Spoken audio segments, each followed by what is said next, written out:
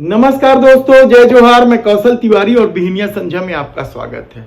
यह तो सूत न कपास जुलाहो में लट्ठम लट्ठा की कहावत को ही चरितार्थ करता है, वरना गांधी नेहरू परिवार, मुलायम सिंह यादव लालू यादव परिवार, ठाकरे परिवार और न जाने राजनीति के छत्रपों से जुड़े कितने ही परिवारों को पानी पी पी कर गाली देने वाले लोग कल देश के प्रधानमंत्री नरेंद्र मोदी के खिलाफ छत्तीसगढ़ में नेता प्रतिपक्ष चरणदास महंत के उस मुहावरे वाले बयान पर बवाल नहीं काटते। दरअसल छत्तीसगढ़ में लोकसभा के चुनाव के दौरान राजनांदगांव में नामांकन रैली के बाद एक सभा थी। उस सभा को छत्तीसगढ़ में नेता प्रतिपक्ष चरणदास महंत संबोधित कर रहे थे। बड़े ही शांत, सरल और सौम्य, विवादों से दूर 4 बार के सांसद, गृह मंत्री, विधानसभा अध्यक्ष, नेता प्रतिपक्ष जैसे जिम्मेदार पद तक पहुंचने वाले चरणदास महंत के छत्तीसगढ़ी हाना को लेकर इन दिनों बवाल मचा हुआ है। इस बवाल के बाद नेता प्रतिपक्ष चरणदास महंत खुद होकर सामने आए और उन्होंने कहा कि उनके छत्तीसगढ़ी हाना को नहीं समझने वाले, छत्तीसगढ़ी संस्कृति को नहीं जानने वाले लोग बवाल मचा रहे हैं। उन्होंने अपने पूरी राजनीतिक जीवन में कभी भी किसी के खिलाफ अपशब्दों का ना तो प्रयोग किया और ना ही दूसरों की तरह विश्वमन किया। वे कबीरपंथी हैं और वे वाणी में संयम का महत्व समझते हैं। पहले उन्होंने इस बवाल के बाद क्या कहा वो सुन लीजिए। राजनांदगांव के चुनावी भाषण में मैंने जो कुछ कहा छत्तीसगढ़ी में, उसको लोगों ने कील का तार बना दिया और उसमें तरह तरह के बयान आ गए। मेरे लिए तो हास्यास्पद है। प्रधानमंत्री एक सम्मानित पद है, सबके सम्माननीय है। उनके सम्मान में असम्मान में मैंने कुछ भी नहीं कहा है। पता नहीं क्यों ऐसा लोग कर रहे हैं। हम तो कबीरपंथी आदमी, कबीरपंथी में तो बैरी बड़ सुना का हमेशा परंपरा रहा है मानने का। मैं विशेष रूप से छत्तीसगढ़िया हूँ, कबीरपंथी। मैं हमेशा बोलता हूँ, ऐसी बानिए बोलिए मन का आप हुए और को शीतल करे, आप ही शीतल हो। तो मैं इस तरह से गलत बातों पर तो कभी बात कर ही नहीं सकता।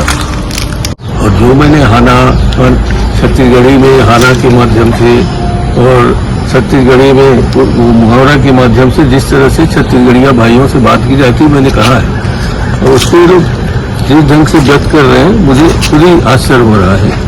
और फिर भी अगर मेरे बातों से बुरा लगा होगा तो उसके लिए मैं खेद व्यक्त करता हूँ। मुझे उसमें कोई कहने में शर्म नहीं है।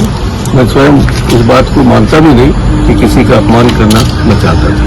तो नेता प्रतिपक्ष ने साफ कर दिया कि यदि उनके इस बातों से या नासमझी से किसी को पीड़ा पहुंची है तो वे खेद व्यक्त करते हैं। लेकिन असल में मुद्दा कुछ और है। हर चुनाव को भावनात्मक मुद्दों पर ले जाने की कोशिश भाजपा करते रही है, क्योंकि इस दौर में भारतीय जनता पार्टी बुरी तरीके से फेल रही है। महंगाई लगातार बढ़ रही है और दवाओं की कीमत बढ़ा देने के बाद तो लोगों के सामने जीवन का संकट खड़ा हो गया।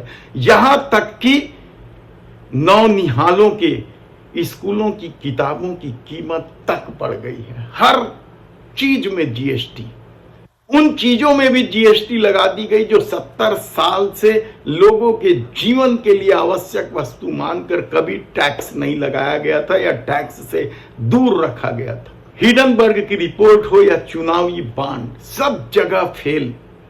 सत्ता भावनात्मक मुद्दों पर लाने की कोशिश लगातार कर रही है और शायद यही वजह है कि कल जब नेता प्रतिपक्ष चरणदास महंत ने राजनांदगांव की सभा में कहा कि देश के प्रधानमंत्री नरेंद्र मोदी से यदि कोई मुकाबला कर सकता है या कर सकने वाला कोई नेता है तो वो भूपेश बघेल है। और निश्चित रूप से भूपेश बघेल के तेवर से सब परिचित हैं, किस तरीके से वे प्रदेश कांग्रेस अध्यक्ष रहते हुए अपने तेवर के दम पर भाजपा सरकार को किनारे किया था और सत्तारूढ़ कांग्रेस हुई थी। ऐसी परिस्थिति में क्या कुछ कहा नेता प्रतिपक्ष चरणदास महंत ने, पहले वह सुन लीजिए। एक संरक्षक चाहिए, अच्छा लाठी धर के बांधने वाला।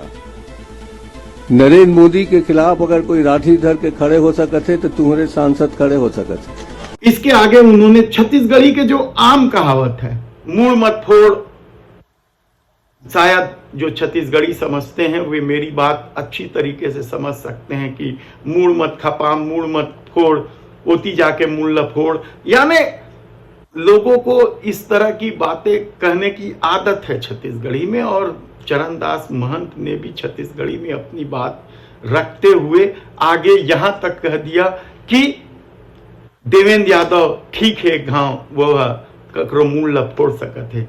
और एक और जो मंत्री रहे भूपेश सरकार में, दमदार शिव डहरिया के नाम का जब लोगों ने कहा कि शिव, तो उन्होंने कहा कि शिव डहरिया नहीं कर सका ये सब। यानी इस तरह का वहां माहौल था, किसी को अपमान करने की बात नहीं थी। लेकिन एक दिन बाद यानी 24 घंटे बाद अचानक भाजपा के लोगों को लगता है कि देश के प्रधानमंत्री नरेंद्र मोदी के खिलाफ अभद्र टिप्पणी की गई है और वे उतर आते हैं मैदान पे कि मैं हूं मोदी का परिवार, सबसे पहले मेरा सिर फोड़ा जाए।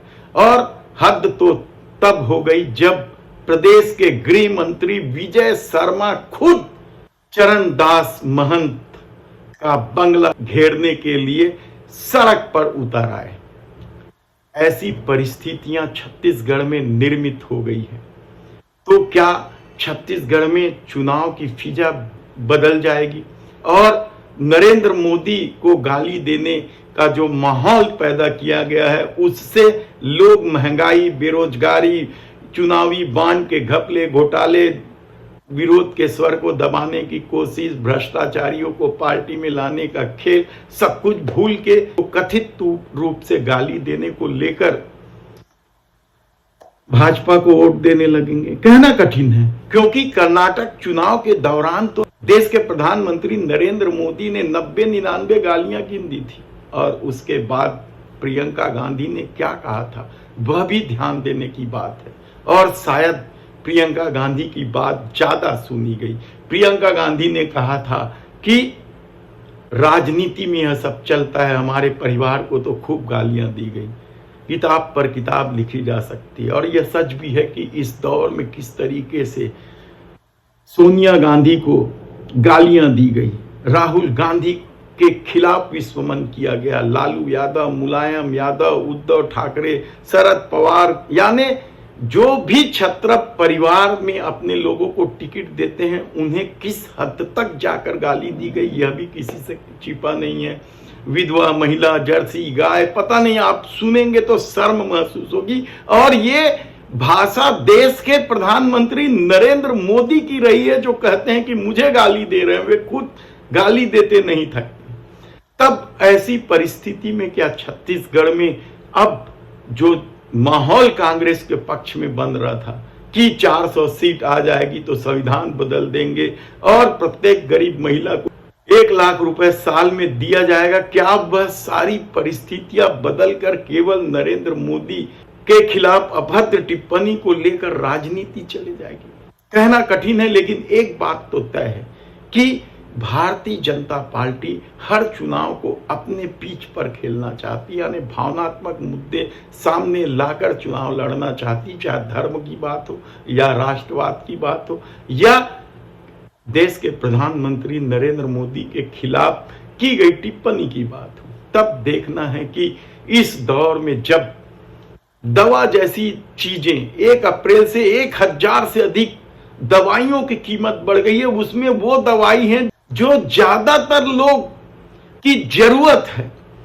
आजकल खुद रिपोर्ट्स कहते हैं कि किस तरीके से मधुमेह के मरीज बढ़ रहे हैं, मधुमेह की दवाएं महंगी कर दी गई, ब्लड प्रेशर की दवाएं महंगी कर दी गई, एंटीबायोटिक की दवाएं महंगी कर दी गई, इन्फेक्शन की दवाएं महंगी हो गई।